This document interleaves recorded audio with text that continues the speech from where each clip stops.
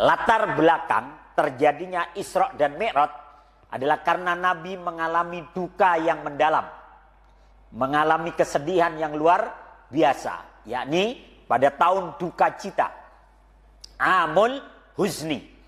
Am itu tahun, Al-Huznun itu duka, ya.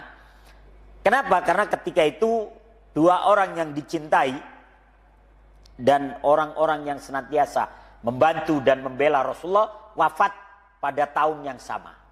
Yang pertama adalah Abu Thalib yang selalu pasang badan di setiap dia membela Rasulullah SAW. Tiap ada gangguan, Abu Thalib pasang badan.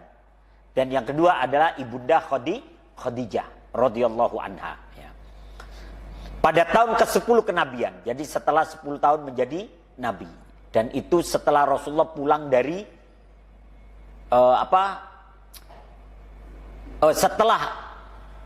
setelah pulang dari pemboikotan di lembah Syi'ib.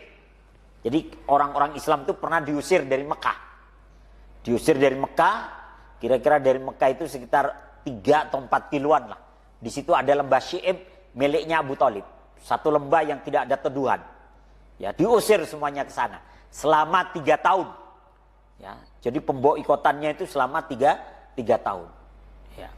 Maka yakni tahun di mana paman Nabi yang bernama Abu Thalib wafat dan istri Nabi yang bernama Khadijah juga wafat. Sehingga Rasulullah sangat bersedih, maka akhirnya Allah memperjalankan beliau melalui Isra dan Mi'raj. Karena setelah Isra dan Mi'raj itu kesedihan Nabi berkurang dan bahkan Nabi makin teguh lagi dalam melangkah. Ya, kenapa? Ternyata Allah Maha Kuasa. Ditampakkanlah langit pertama sampai langit ke-7, ditampakkan kepada Nabi surga dan neraka. Bahkan ditampakkan kepada Nabi Sidratil Muntaha. Maka Nabi sadar bahwa backingannya itu nggak main-main, nggak kaleng-kaleng. Maka Nabi, walaupun sekarang Abu Thalib tidak ada, ibunda Khadijah nggak ada, maka Allah tetap ada. Maka Nabi tetap melangkah itu. Ya.